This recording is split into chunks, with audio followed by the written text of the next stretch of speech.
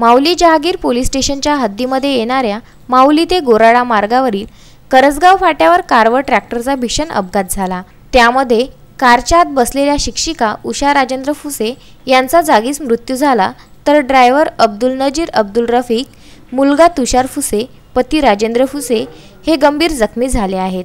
शेगाव येथून दर्शन करून फुसे कुटुंब आपल्या घरी जात असताना हा भीषण अपघात घडला।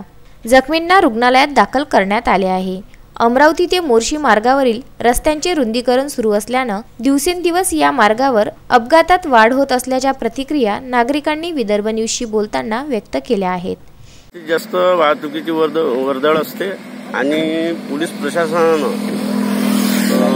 वेग मर्यादेवर नियंत्रण ठेवावे।